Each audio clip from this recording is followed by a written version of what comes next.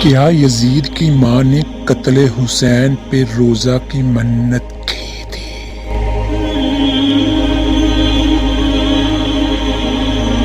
شیعہ لوگ مسلمانوں میں یہ بات پھیلا رہے ہیں کہ اسلام میں عاشورہ کے روزے کی کوئی اہمیت نہیں۔ خواہ مخواہ ضعیف و موضوع روایات کو لے کر عاشورہ کا روزہ ثابت کیا جاتا ہے۔ حقیقت یہ ہے کہ یزید کی ماں نے منت مانگی تھی کہ اگر میرا بیٹا کامیاب ہوا اور امام حسین علیہ السلام قتل ہو گئے تو میں ہر سال اس دن کا روزہ رکھا کروں گی، اور آج تک اس سنت پر عمل کیا جا رہا ہے۔ نمبر 2، بعض شیعہ یہ خبر پھیلاتے ہیں کہ یزید کی ماں نے منت مانی تھی کہ اگر یزید کو حسین نے قتل کر دیا تو میں 9 اور 10 محرم کا روزہ رکھوں گی، اور پھر اس نے روزہ رکھا۔ جس کا یزید سے تعلق ہے وہ رکھ سکتا ہے 9 اور 10 محرم کا روزہ۔ اس کا حوالہ شیعہ نے دیا ہے، کتاب صحیح بخاری، باب روزہ کے مسائل کا بیان، حدیث نمبر 2004، صفحہ نمبر 237 238۔ نعوذ باللہ من ذلک۔ دین کا اس طرح مذاق اڑایا جاتا ہے، اور کیوں نہ اڑائے کہ بریلوی شیعہ کا پوری شد و مد کے ساتھ دیتا ہے اور اپنا بھائی مانتا ہے۔ اسلام میں عاشورہ کا روزہ ثابت ہے، نبی کریم صلی اللہ علیہ وسلم نے خود رکھا، صحابہ کرام کو رکھنے کا حکم دیا، اور اس وقت سے مسلمان یہ روزہ رکھتے آ رہے ہیں۔ عاشورہ کا واقعہ کربلا سے کوئی تعلق ہی نہیں، یہ تو اس شیعی فتنے سے 50 سال سے بھی پہلے سے موجود ہے۔ جب نبی کریم صلی اللہ علیہ وسلم مکہ سے مدینہ ہجرت کر کے آئے، بلکہ اس ہجرت سے بھی پہلے سے عاشورہ کا ثبوت ملتا ہے، وہ بھی کوئی ضعیف و موضوع روایت سے نہیں، بلکہ اس کتاب حدیث سے جس کی صحت پر پوری امت کا اجماع ہے۔ حضرت عائشہ رضی اللہ عنہا سے مروی ہے، قریش کے لوگ دور جاہلیت میں عاشورہ کا روزہ رکھا کرتے، اور نبی اکرم صلی اللہ علیہ وسلم بھی یہ روزہ رکھتے تھے۔ پھر آپ مدینہ تشریف لے آئے تو تب بھی عاشورہ کا روزہ رکھتے، اور صحابہ کرام کو بھی اس دن کا روزہ رکھنے کا آپ نے حکم دے رکھا تھا۔ البتہ جب رمضان کے روزے فرض ہوئے تو عاشورہ کی فرضیت ختم ہو گئی، لہذا اب جو چاہے یہ روزہ رکھے اور جو چاہے نہ رکھے۔ گویا عاشورہ اسلام میں ایک ثابت شدہ امر ہے، اس کا انکار کرنے والا منکر حدیث ہے۔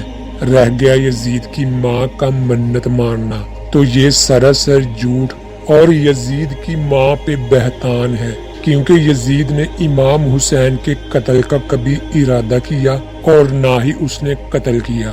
ویسے بھی یہ جھوٹ شیعہ کے الفاظ سے ہی ظاہر ہے۔